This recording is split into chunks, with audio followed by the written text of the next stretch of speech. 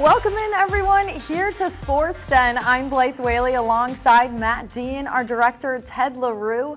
And we have a thrilling show because today we get to talk all about postseason and playoffs, that thrilling, awesome time of year.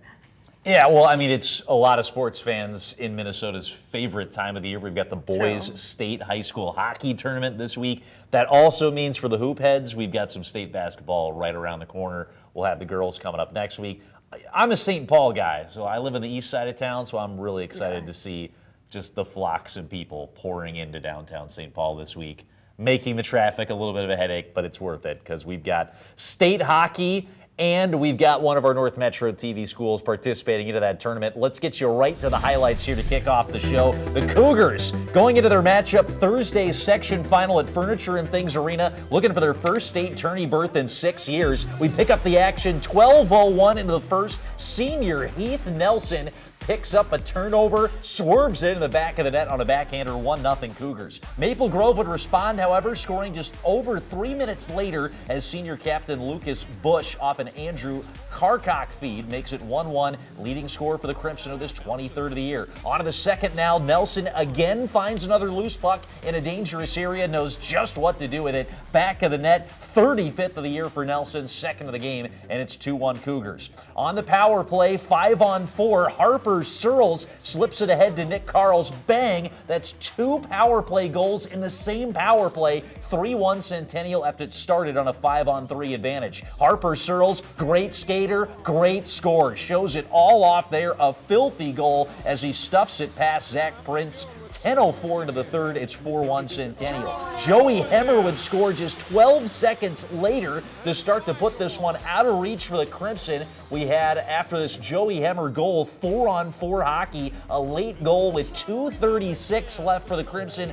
Made it a bit interesting down the stretch, but Centennial hanging on to that lead for the final 2.5 minutes plus. They're on to the X, the 6th trip to the state tournament in school history as head coach Rich Meny and the Cougars are Section 5 AA champions. So great season for the Cougars, and it continues on into the state tournament. Heath Nelson continues his tear, a real breakout senior season for the 12th grader, another 2-goal game. He's got 5 goals in 3 postseason games following a 30-goal regular season. He has been a head-turner, drawing some Division I looks. And how about Harper Searles? 4 goals, 5 assists this postseason. He has 190 career points now, which is now the second most all-time in Centennial program history. He is 10 off of former Mr. Hockey Tom Gorowski. 10 games in 3 potential state tournament games, I would say not outside the realm of possibility for Harper Searles, who was snubbed from the Mr. Hockey top 10 finalist list. Taking a look at the state tournament bracket, we had tons of upsets around the state in Class AA. We saw previous unbeaten and number 1 Minnetonka go down in a section final to Chanhassen. The Cougars are the number 3 seed, and they draw Cretin-Durham Hall, who are the 6th seed in the 3 AA tourney. The Raiders 17-10-1, making their 3rd consecutive trip to state. The Cougars would, if they can beat CDH, would face potential tournament favorites Chanhassen in the second round. The Cougars have never seen CDH, Chanhassen, or Edina at any point in the last 3 seasons, so it'll likely be some fresh matchups for the Cougars if they can keep moving on here at the state tournament. Well, we'll be crossing our fingers, and definitely awesome to see just that turnout and how awesome they've been doing. But you guys, as we transition from the ice to the hardwood, let's take a look at how ladies hoops did in playoff action. Quarterfinal matchup, it's the Forest Lake Rangers taking on our Blaine Bengals. At Blaine, here the Rangers. On patrol, it's Casey Pitzel with the shot put down here. That's nice senior shot fake and drive. But Caitlin Wozniak going end to end after she got the stop and finished it with that left-handed layup. Rangers wanting them to be fearing them still. It's Liv Fearing putting in the long 2 to keep this game close. Able to find Sophie Teeden over a defender, rattles it in. Bengals up by 3. But Cassidy Pitzel still on the loose. Bengals nobody there, and she drains it, tying this game here 13 apiece. Sophie Teeden able to take the contact, get the and one, tied 16 at halftime. This game continues. Anna Beckman looking to help get the Bengals back in this after going down by 4. This is Jansen for 3 in the corner. It's good. The inside out game from Barry. Able to find Teeden. She shows her range. She sinks it. Again, this game so close. Our Bengals now up, but the Rangers able to drop it down. It's Kendall Damon reigning in the 3. Abby Pelkey with that good ball movement, able to find her for the little jumper inside the lane, but it's Pitzel to tie it up. The dangerous ball, 37 all, but a minute 25 left. Beckman able to put it down, 49-43. Felt really good. I think we played well, we deserved it, and we worked hard for it. Yep, you finished this one with 20 points, very pivotal part of the game. What got you going? Probably my first 3. Once I hit a 3, I just keep going. Right, that 3 got you going, you kept rattling. Your teams rallied behind you. How did it feel to really gather the troops to ultimately get the dub? It felt really good. Again, I think we worked really hard and we deserved it, and yeah. Getting a lot of steals for your team. What got you going on that front? I think just having my long arms helps, and moving my feet quick, that definitely helped. And again, like, to be able to get those and get the momentum flowing into our offense really helped us get the win. Yep, turnovers were a big factor. The first time you guys played Forest Lake earlier in the season, were you guys thinking of that going into this matchup, attacking more? Yes, absolutely. We knew if we could get those turnovers, we could, again, float into our offense to get those attacks going. So, yeah, we definitely talked about that at halftime, too. So, yeah, that was a big part of the game. Well, I guess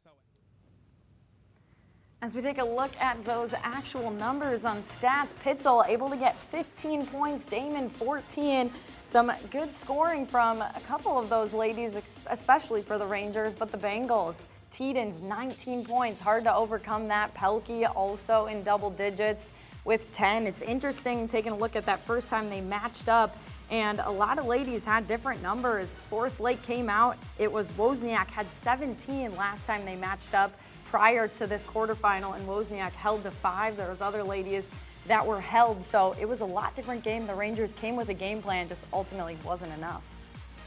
Nice win for the Bengals, who punched their ticket to the semifinals, which were played on Saturday at North Branch High School. The Blaine Bengals playing the early one in that tilt up at a neutral venue as the 4 seed in the tournament, and they would draw top seed Andover. The Bengals trying to flip the result of a pair of regular season losses to the Huskies. They most recently lost 70-27 in an ugly one earlier on in the regular year. It was a little stop and start there from Morgan Miller, the post up to make it a 7-5 lead for the Huskies early. Senior Abby Pelkey attacks off the dribble and finishes 2 of her game-high 19 points for Blaine there. Rosie Rikucki hoisting from 3, a big-time triple to get Blaine back within 1, 4:40 left to go in a low-scoring first half. Sophie Teeden with a runner, good. Blaine on an 8-4 run, but Andover with their leading scorer, Anna Valor with a shooter's roll would give the Huskies a 2-possession lead just before the break. Andover would tack on to start the second half. That's Lacey Heppel casting off for the 3, a 7-point lead for the Huskies, who got cooking in the second half. Piper Engelby bottoms on the 3, a 12-5 run to open the second for Andover. Marley Jansen off the elbow, a little bit of jumper to stop the bleeding for Blaine. Valor with the and one. Foul and the basket. She headed to the line and finished off a 3-point play. Miller showing she can run the big in transition. 21-11 Huskies, the scoring tilt to start the second half. 15-point game. Bengals needed a bucket. Abby Pelkey happy to oblige with a triple, but the Huskies with a second half onslaught move on to the section final. I mean, playing a team 3 times in one season can be hard. So, they kind of know me. They got film. So you got to get what you can. I mean, they kind of took the 3 away from me, so I got to figure out how to get to the lane, use my teammates, crush the boards, yeah. And let's talk about this first half still, because ultimately you guys were closer than you probably would have liked going into halftime. How was Blake Nichols talking to you? What was he telling you needed to get done in the second? He kind of said no to us. I think the first half was kind of a lot of nerves. We knew what we had to do. We picked each other up. Some of us were a little bit down. We had to get back up where we usually are, and persevered and came through the second half and came out strong because, those first 3-5 minutes of the second half are crucial, and we dominated, and I think that's why the final result ended the way it was. You know what, honestly, it just came to my teammates finding me. Like, they were getting all the open looks, and, like, I was pitching out to them in the first half, and then they were rewarding me in the second half. So, yeah. And ultimately in the second half, what was the difference maker? Why do you think you guys were able to stretch out that lead right away? I think it came in at halftime when Nichols brought us in. He was really uplifting us and told us what we needed to get done, and we came in and did it. Well, ultimately, In the second semifinal action in ladies hoops, it was the 3-2 matchup, the Tornadoes versus our Cougars. Marissa Frost getting things started as she heats it up from 3. Laurel Cunyon nailing a 3 of her own, really wasting no time to answer back. Moses, not the only one to part the sea. Metz finds it between a couple Tornadoes. Marissa Frost showing her name should be at that spot on the court because she can make it every time. This ball flies in from Drew Peterson. Tied game until this. This puts it in. Aspen Gray gets the lead back for the Cougars on cleanup patrol, 15-12. Later on, Lydia Lackinen able to get the foul drawn and put the ball in. Sydney Schmitz for 3. Ultimately, you see that 10-point spread. The Cougars feeling quite good, but Maddie Frecking not worried. She drains a 3 of her own. Evan Apinga also putting it down. Feeling the pressure, this game back within tight quarters. This 3 is nailed by Monson to end the half, 30-29. Metz starts the second half quickly, hitting a 3, and Drew Peterson ties it up, 37-all. Evan Apinga, top of the key 3 is good for the lead. This is Anoka starting to feel confident, but Aspen Gray finding it from the top of the key. It's 50-46. Laura Cunyon helps make the Tornadoes win this 66-51. He just told us that we really needed to kill them. We're 0-7 with Centennial, and we just really needed to change that.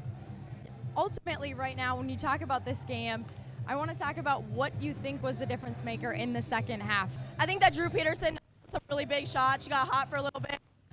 And we just worked together. No one was selfish with the ball. We had good ball movement. I started hitting my free throws, and I started working for my team, trying to create shots for them instead of just for myself. What is something your team has tried to hang their hat on late in the season to help you get these wins? I'd say really trying to glue together. That's been our big thing. All of our starters, we put up big points tonight, and that was really good. Yeah, unfortunately, our Cougars fall here against the Tornadoes. Marissa Frost, 23 points, not enough. You see McCall just getting 2 points. You know that's such an untypical number for her, and nobody else in double digits to help her out. The Tornadoes, Frecking 17, Apinga 14, Lackinen 11, and Cunyon 10. You think about 4 players in double digits just against that one, Marissa Frost, how difficult that is. But an interesting thing, Matt, is 1 point game against Anoka back in 2017, February 14th, 66-65 was the last time Anoka Tornadoes were able to take down the Cougars.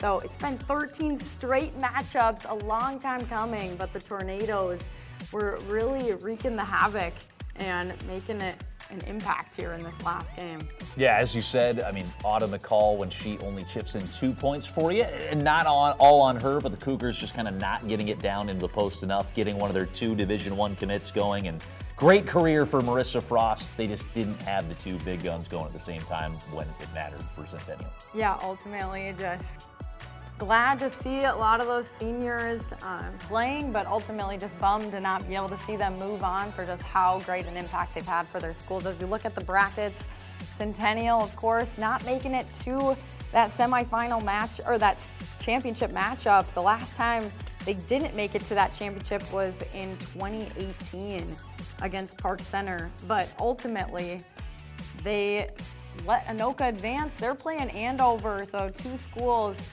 that ultimately should be a good matchup. Yeah, Andover, the number 9 ranked team in the state. They haven't been to state in 6 years, so we'll have a relatively new team at the state tournament as we also take a look at the Section 5 bracket, where our Spring Lake Park Panthers were knocked out in the first round by Champlain Park. Maple Grove and Mounds View in a 1 versus 3 seed matchup at Anoka this week will settle another trip to the state tournament. Maple Grove, led by Michigan State commit Jordan Odie, have been a top 5 ranked team for most of the season.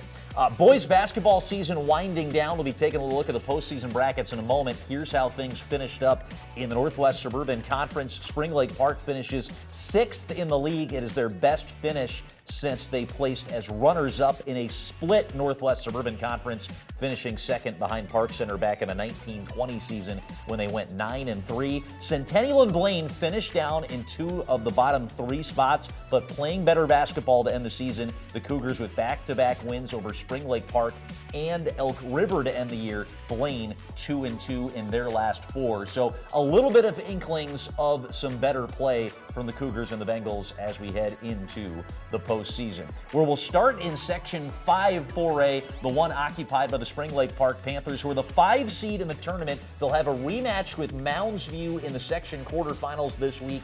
They lost, did the Panthers, in a 1-point game in the season opener, 73-74 back in December. If the Panthers can move out on the road to the second round, it would be a big-time rematch with number 2 ranked Park Center, who, remember, the Panthers beat 81-80 on Valentine's Day in one of the biggest wins for head coach Oliver Major and in recent history for Spring Lake Park. In Section 7 4A, don't be deceived by the seeding here. I'm telling you right now, 1 through 7 in this section could all legitimately go to the state tournament, and I'm not just saying that to pump up our Blaine and our Centennial audience. A team lacking an elite team out of this group, so wide open. Centennial have a rematch with Coon Rapids, who they just lost to 60-74 a couple of weeks ago. Blaine rematching with Anoka, who they lost to back in December.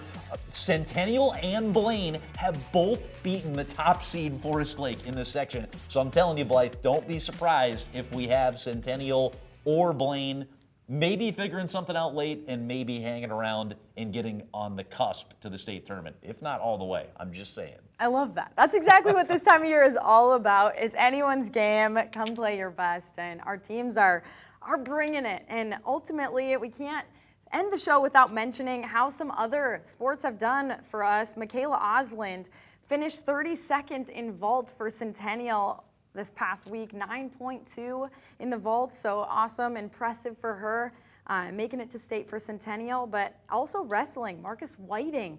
He's the heavyweight. He got 5th place, and so an awesome accomplishment for him. I know his coach talked so highly of him when we covered their matchups, so congrats to him. And Clayton Solberg, Irondale SLP, the 152-pounders, he got 5th place. So congrats, guys. Awesome performances in the postseason. That's awesome. You mentioned Marcus Whiting, too, and it reminded me, he, of course, was one of the great Centennial football players that won the state championship. How about this, Blythe? I was talking to our director, Ted LaRue, before the show. If Centennial can find a way to win the boys high school hockey tournament, we've only seen it once in state history, where we've had a boys football and boys hockey state championship in the same season, and no one's ever done it at the Class AA hockey, Class 6A football level. So how about that? We'll have the Cougars trying to make some history this week at the X. Stick around for our episode next week. We'll be chatting with a den full of Cougars, Panthers, and Bengals in our Winter Sports Wrap-Up show. Blythe and I will be there signing out here on Sportsnet.